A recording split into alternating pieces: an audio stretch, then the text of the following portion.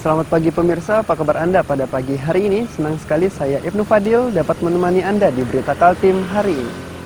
Sejumlah informasi penting telah kami siapkan untuk Anda dan berikut di antaranya.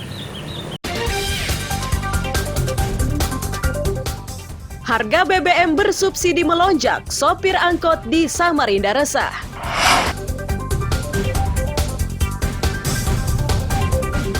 Tuntut keterbukaan soal pembangunan IKN, seratusan anggota Ormas berdemo di kantor Gubernur Kaltim.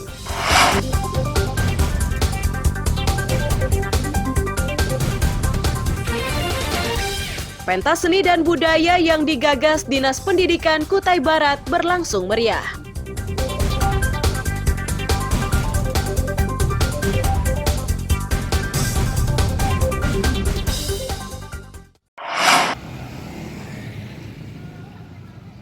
Sopir angkutan di Samarinda resah menyusul kenaikan harga BBM bersubsidi jenis Pertalite karena menyebabkan pendapatannya menurun.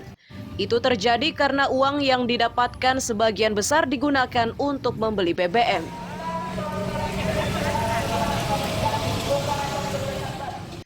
Dua pengemudi angkutan kota yang dimintai pendapatnya menyatakan hal serupa. Mereka tidak mempermasalahkan kenaikan tersebut. Mereka hanya meminta agar kenaikan ini diimbangi dengan penyesuaian tarif penumpang. Para sopir masih tetap menggunakan tarif lama karena tidak berani menaikkan tarif secara sepihak.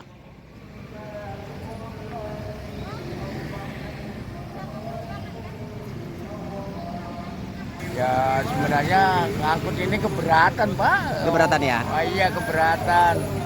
Terus untuk ongkos angkut sendiri naik nggak Pak? Sudah Pak? Atau belum ada? Sudah ada pengumuman dari Disub? Belum, Pak. Belum ada? Iya. Berarti masih tarif yang lama? Iya, tarif yang lama. Berapa sekali angkut Pak? 5.000 aja. 5.000? Iya. Cukup nggak itu Pak untuk operasional Pak? Nggak cukup, pas minyak aja. Pas minyak? Iya. Kalau sehari berapa dapatnya Pak? Sehari dapatnya kurang lebih 150. Setorannya? Setorannya 50, tapi kan minyaknya 100 lebih. Oh, malah nombok dong Pak? Hah? Kadang-kadang nombok dong berarti? Iya. Ini kan tergantung dari keadaan penumpang. Ya jadi masalah kenaikan BBM itu hak pemerintah itu. Iya. Kalau masalah angkot ini ya nanti kan ada solusinya untuk kenaikan tarif itu. Tarif ya? Kenaikan berapa persen gitu. Oh, sekarang sudah ada kenaikan tarif Pak? Belum. Belum ada Pak ya? Belum ada. Jadi berapa sekali angkut tarifnya Pak? 5.000. 5.000 Pak ya? Sebelum ada dari Disbud ini nggak berani ngambil ongkos lebih. Oh, tetap 5.000 jadi Pak ya? 5.000. Nah sekarang kan sudah 2 hari nih Pak, Bapak Ya. pasti ngisinya kan sudah harga baru ya? Cukup kah Pak itu Pak?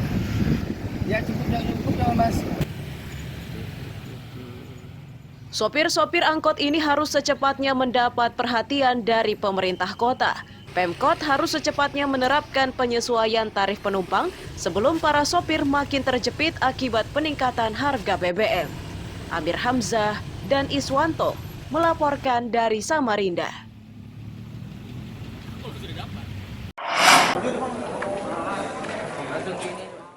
Enam pria yang digelandang polisi di Polda Kaltim ini merupakan tersangka penimbunan solar bersubsidi. Dari para pelaku disita barang bukti 3 ton solar bersubsidi. Kami dari Bideksus BID juga melakukan pengungkapan terkait dengan adanya. Direktur Kriminal Khusus Polda Kaltim Komisaris Besar Polisi Indra Lutrianto Amstono menyatakan, 3 dari 6 tersangka ini adalah petugas agen premium minyak solar atau APMS di Batu Sopang, Kabupaten Pasir. Modus ketiga pelaku yakni menaikkan harga jual solar hingga Rp1.500 per liter.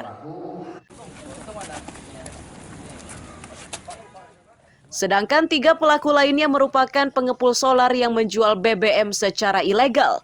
Dalam praktiknya ketiga pelaku mendapatkan keuntungan antara Rp4.000 hingga Rp12.000 per liter.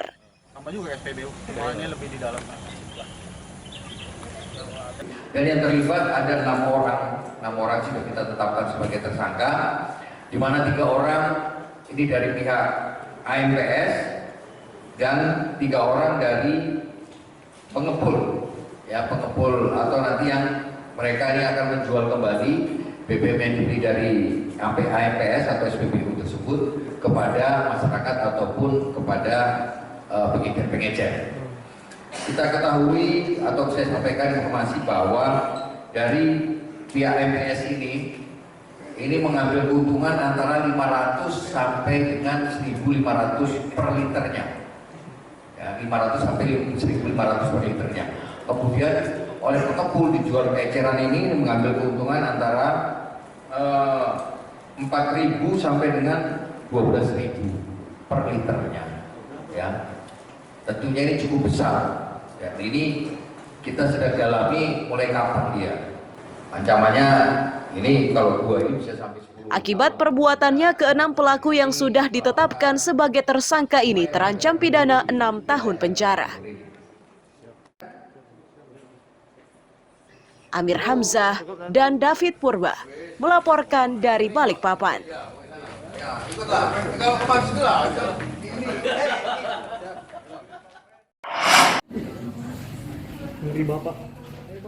Pria berambut gondrong berinisial KA ini ditangkap polisi karena mencabuli bocah perempuan berusia 2 tahun. Pria tersebut kini sudah ditetapkan sebagai tersangka dan ditahan di sel tahanan Polsek Teluk Bayur. Korban perbuatan bejat tersangka merupakan anak teman perempuannya yang tinggal satu atap dengan tersangka. Perbuatan bejat tersebut bermula saat korban dititipkan pada tersangka, sedangkan sang ibu menemui tamunya. Tak lama berselang, korban mengadu ke ibunya sambil menangis. Sang ibu akhirnya memeriksakan kondisi anaknya. Akhirnya terungkap jika korban sudah dicabuli tersangka. Tak terima anaknya diperlakukan seperti itu, sang ibu akhirnya melapor ke polisi.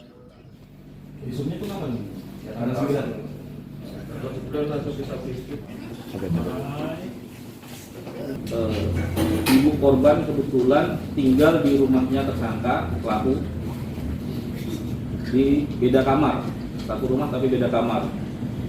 Kebetulan ibunya korban itu sedang mendapatkan tamu, jadi anaknya dititipkan ke pelaku.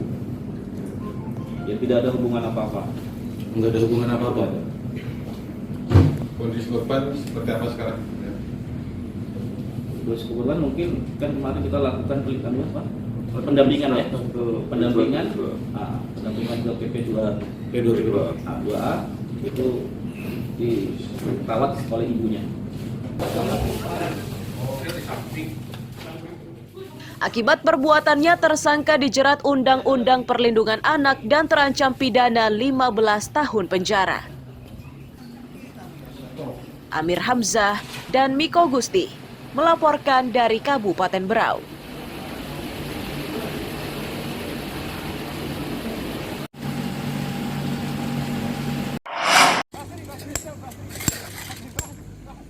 Menggunakan palu dan pahat beton, warga perumahan Korpri Pelita 8 Sambutan Samarinda ini bergotong royong menyingkirkan tumpahan semen di aspal. Mereka bergotong royong karena tumpahan semen yang sudah membatu ini kerap menyebabkan pengendara sepeda motor terjatuh. Pembersihan jalan dari semen yang sudah membatu ini melegakan para pengendara. Warga menyatakan tumpahan semen ini meresahkan karena sangat membahayakan keselamatannya.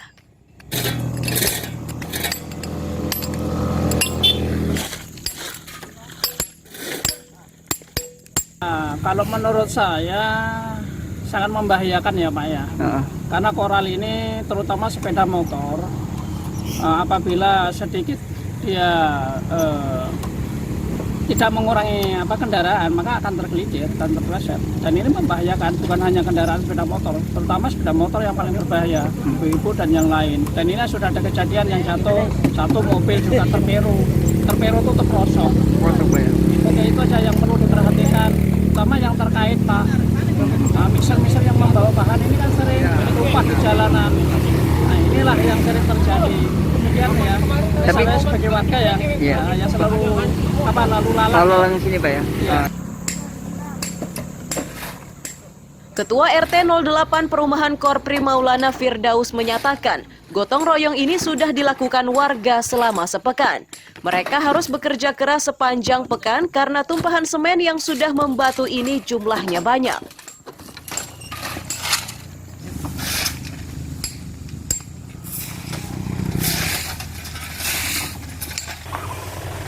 membongkar atau membuang tumpahan semen yang sudah lama terjadi di sini, di tanjakan ini, dan menimbulkan banyak korban. Apa ini sejak kapan Pak di tindakan ini? Ini sudah dari seminggu yang lalu kami beserta kelurahan, Babinsa, Babin Kamtib, dibantu dengan Disdamkar Posko 8. Dari minggu yang lalu kami sudah mulai aktif kerja bakti. Berhasil menyingkirkan tumpahan semen yang membatu dan membahayakan pengendara ini, warga meminta pemerintah kota Samarinda menindak tegas truk pengangkut semen cair yang membiarkan semennya tercecer di atas aspal. Tindakan yang harus dilakukan itu mulai tilang hingga pencabutan izin usaha untuk memberi efek jera pada pemilik usaha. Amir Hamzah dan Mas Hardiansyah melaporkan dari Samarinda.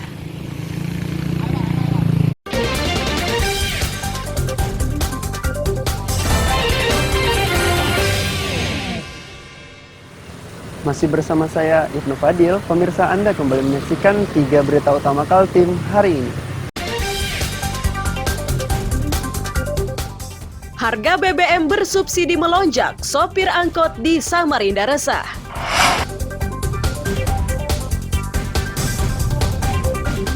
Tuntut keterbukaan soal pembangunan IKN, seratusan anggota Ormas berdemo di kantor Gubernur Kaltim.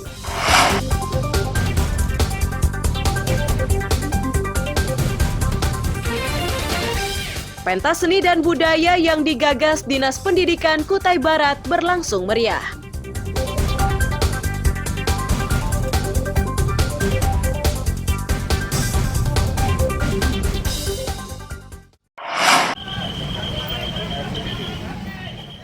Mengenakan seragam ormasnya, seratusan orang ini Senin siang berunjuk rasa di depan kantor Gubernur Kaltim di Jalan Gajah Mada, Samarinda. Sejatinya tujuan demo kali ini menyasar ke pemerintah pusat, namun mereka hanya melakukannya di kantor gubernur dengan harapan suara mereka tersampaikan ke pemerintah pusat. Dalam aksinya, pedemo menuntut Kementerian PUPR lebih terbuka menyangkut pembangunan IKN dan penerimaan tenaga kerja. Menuntut pemerintah lebih terbuka saat menggelar pelatihan agar masyarakat Kaltim mendapatkan kesempatan yang sama. Terakhir, menuntut pemerintah Provinsi Kaltim proaktif menyangkut lapangan kerja di kawasan IKN. Karena kemarin itu pembagiannya itu sekitar 60-40. Jadi yang banyak itu malah di luar daerah Kalimantan Timur. Inilah yang kita sesalkan, dan informasi itu pun kita tidak pernah ada bahwa ada rekrutmen pelatihan ini, kita belum pernah ada dapat. Nah, jadi intinya bahwa Gempa Kuning itu bersikap tidak mewakili ormas tertentu, ini untuk khususnya masyarakat kota Kalimantan Timur dan Kalimantan keseluruhannya. Mudah-mudahan ke depannya masalah ini bisa diperhatikan dari pihak gubernur maupun pemerintah kota kabupaten masing-masing. Demo yang berlangsung saat jam kerja itu sempat menimbulkan kemacetan panjang. Pedemo berharap agar suara mereka direspons agar tidak menimbulkan kecemburuan sosial.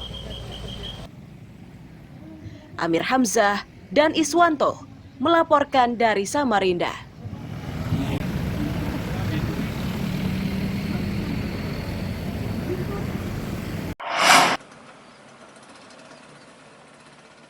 Kejaksaan Negeri Kabupaten Penajam Pasir Utara memastikan pengawalan ketat pada pelaksanaan pembangunan ibu kota negara akan terus mereka lakukan. Langkah tersebut dilakukan guna mengantisipasi penyalahgunaan wewenang dan jabatan sepanjang pelaksanaan pembangunan IKN.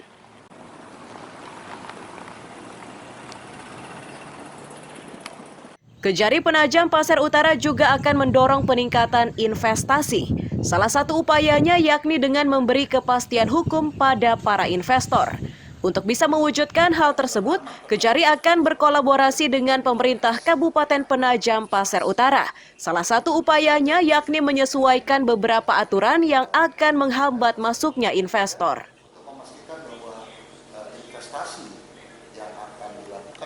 sebagaimana yang diberitakan bahwa kemampuan APBN ini tidak akan mencukupi dan harus melibatkan swasta dalam rangka penyediaan infrastruktur.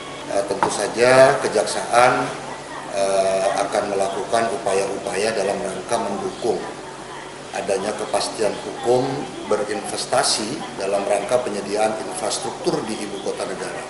Sebagaimana kita tahu, masih terdapat beberapa aturan yang dianggap belum sesuai. Nah, mungkin nanti itu salah satu yang dilakukan oleh jaksa untuk melakukan review, kemudian untuk memberikan masukan-masukan kepada pemerintah kaitannya dengan peraturan-peraturan yang kurang, yang belum atau bahkan yang tumpang tindih dengan ketentuan-ketentuan lain, terutama kaitannya dengan perizinan.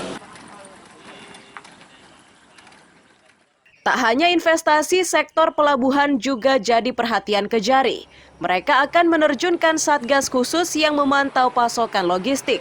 Kejari juga akan memantau aktivitas jual beli lahan di kawasan IKN guna menghindari permainan harga. Amir Hamzah dan tim liputan melaporkan dari Penajam Pasir Utara.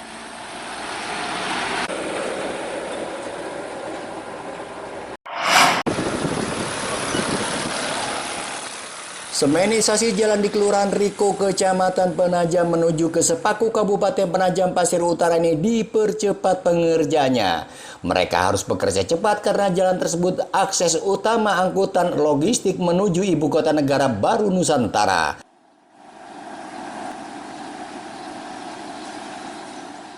Kepala Bagian Pembangunan Setkap Penajam Pasir Utara, Niko Herlambang, menyatakan pengerjaan jalan ini merupakan bagian dari 19 paket pekerjaan dengan nilai 5,3 triliun rupiah.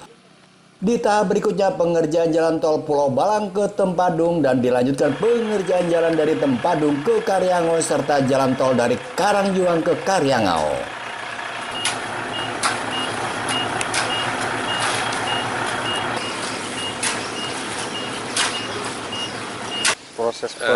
Jadi ini segmen Simpang Riko menuju ke IHM dari akses Pulau Balang. Jadi ini termasuk jalan satu akses yang akan ditempuh masyarakat untuk menuju ke Balikpapan dan menuju ke IKN. Nah, ini masuk dalam segmen yang sudah dilelang pertama.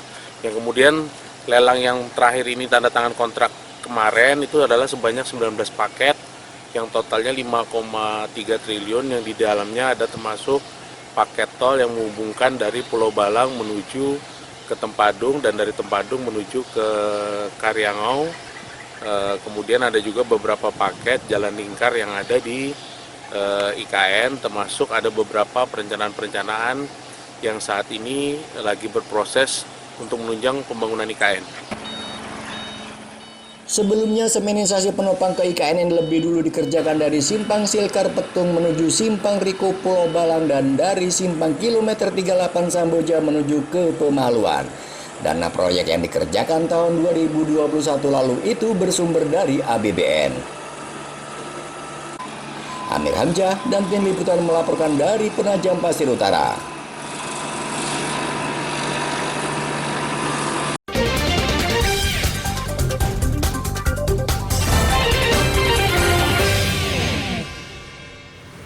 Masih bersama saya Ibnu Fadil, pemirsa Anda kembali menyaksikan 3 berita utama Kaltim hari ini. Harga BBM bersubsidi melonjak, sopir angkot di Samarinda resah.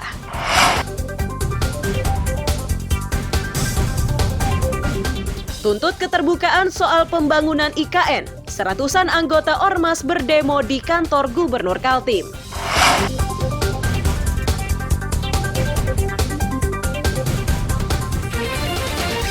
Pentas seni dan budaya yang digagas Dinas Pendidikan Kutai Barat berlangsung meriah.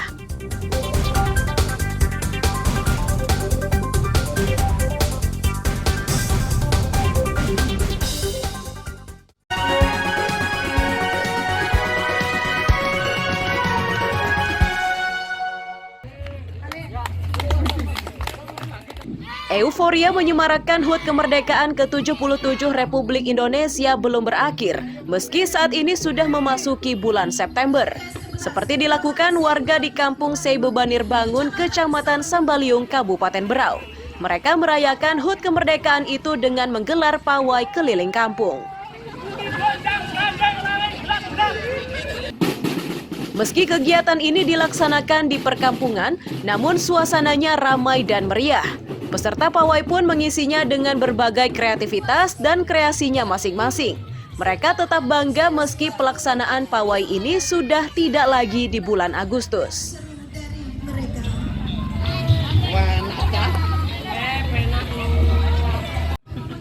Ya jelas kita sudah khususnya di lingkungan RT 7 sampai 13 kita sudah bentuk panitianya dalam rangkaian 17 Agustus. Ini panitianya hanya meliputi di lingkungan RT 7 sampai dengan 13. Apakah ini perdana atau baru pertama kali atau sering dilaksanakan ya Pak? Sebelumnya ada juga kegiatan karena kita kemarin mulai tahun 2019 itu kan ada pandemi COVID-19, jadi kita tidak bisa mengadakan kegiatan seperti yang sekarang ini. Peserta pawai senang karena dianggap bagian dari upaya mempertahankan semangat kebersamaan dan kegotong royongan antar sesama warga. Seluruh siswa dan siswi, alhamdulillah untuk tanggapan dari warga ini sangat antusias sekali, karena memang ini adalah momen untuk karnavalnya adalah pertama kali untuk di Kampung Trans Bangun, seperti itu. Nah, dengan karnaval ini apa yang menjadi perhatian warga Mas ke depan Mas? Yang menjadi perhatian warga karena ini kita mengawali, kita coba tanamkan adalah satu kekompakan, gotong royong dan juga kerjasama Mas. Mantap. Pada pawai kali ini masing-masing peserta menempuh perjalanan 4 km. Peserta pawai tetap bersemangat karena panitia menyiapkan hadiah bagi peserta dengan kostum menarik, regu paling heboh dan kreatif. Amir Hamzah dan Miko Gusti melaporkan dari Kabupaten Berau.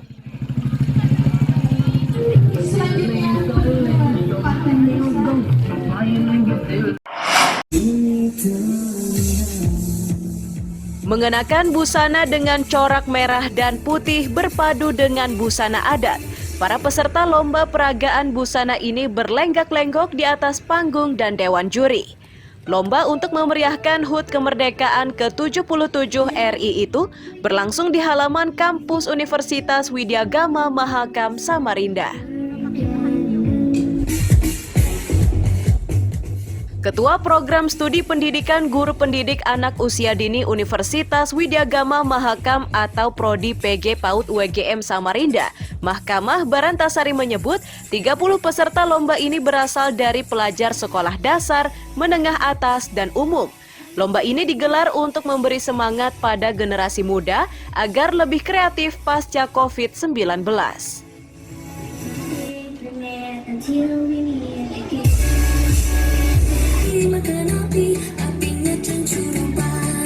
Kegiatan ini dengan tema merah putih. Ya, harapannya adalah kita terus bersemangat untuk berkegiatan setelah COVID ini. Ya, jadi kita semakin semangat, sukses kemudian ke depannya dan kita bisa beraktivitas dan berkuliah seperti sebelum kita COVID dengan meningkatkan kesehatan dan imunitas kita pada perkuliahan selanjutnya, dan semoga apa-apa yang kita lakukan hari ini hendaknya nanti membawa dan menjadi motivasi bagi para mahasiswa sekalian, terutama mahasiswa Prodi PG PAUD Universitas Widyagama Mahakam Samarinda untuk selalu aktif, selalu berkegiatan, dan selalu bersemangat. Seorang peserta lomba mengungkapkan kegembiraannya setelah dirinya berhasil meraih juara pertama. Peserta bernama Putri Luna Rahmawati ini tidak menyangka karena lomba semacam ini baru pertama ia ikuti. Udah berapa kali Mbak pernah ikut lomba Fashion Week? Baru pertama kali. Pertama kali ya? Gimana perasaannya Mbak? Deg-degan. Deg-degan. Nah, dandanan begini berapa lama sih pengedan? Sejam lah. Sejam ya. Alisnya yang paling lama. Alis. Nah, tanggapan Mbak sendiri gimana mengikuti lomba ini? Maksud apa? Tanggapannya Mbak sendiri gimana mengikuti? Senang, happy. Imunizer dan Wardah ada Lomba untuk memeriahkan HUT kemerdekaan ke-77 RI ini dilengkapi dengan lomba menggambar, penulisan artikel, dan pembuatan poster. Mahasiswa berharap sosialisasi lomba lebih diperluas di tahun mendatang agar suasananya lebih meriah. Amir Hamzah dan Mas Hardiansyah melaporkan dari Samarinda. Tepuk tangan dong buat pemenang lomba menggambar. Lanjut foto.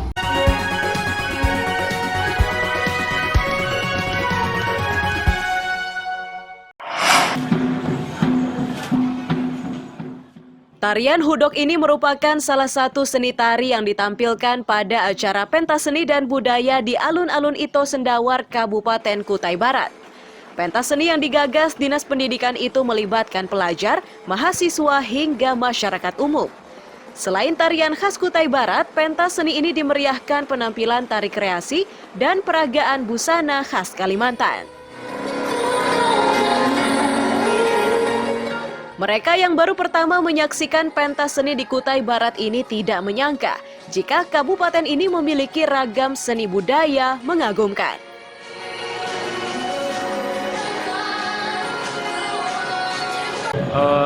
Saya kan baru pertama ke sini, Pak. Kalau saya lihat tetap sih lestari budaya tetap dilestarikan seperti itu, Pak. Artinya tetap dilestarikan supaya ini ada dampak anak-anak muda di sini tetap berkreasi seperti itu. Sangat-sangat seru, intinya epic banget karena saya sangat bersyukur, teman-teman sangat bersyukur Kabupaten Kutai Barat sudah menyelenggarakan hal seperti ini dan bisa bisa mengembangkan bakat anak-anak muda maupun itu seni, modern dan lain-lainnya, itu saya. Sekretaris Kabupaten Kutai Barat Ayonius menilai upaya Dinas Pendidikan ini sangat luar biasa. Ia pernah berusaha melakukan hal yang sama namun tidak berhasil. Ia kesulitan mendapatkan penari dari kelompok anak muda. Karena kita tahu bahwa bangsa yang baik adalah bangsa yang mencintai budayanya. Nah, oleh sebab itu kita sangat berterima kasih dengan Dinas Pendidikan sudah menggagas acara ini. Biarlah generasi kita mulai mencintai budaya mereka. Kita lihat tadi betapa senangnya mereka. Dan saya teringat pada saat saya Kadis Pariwisata pada tahun 2008. Betapa susahnya kita cari penari. Makanya waktu itu saya buat suatu gagasan bahwa kita buatkan sanggar seni di kampung-kampung. Karena kadang-kadang kalau kita cari penari aja susah. Antusiasme penonton dan semangat penari mendorong Dinas Pendidikan berencana menggelar acara serupa. Selain untuk melestarikan budaya, kegiatan ini diyakini mampu menarik minat wisatawan berkunjung ke Kutai Barat. Amir Hamzah dan tim liputan melaporkan dari Kutai Barat.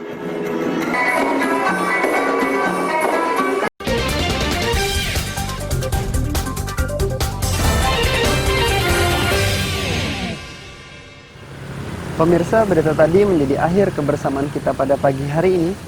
Saya Ibnu Fadil dan tim redaksi pamit undur diri. Selamat pagi, salam sejahtera, dan sampai jumpa.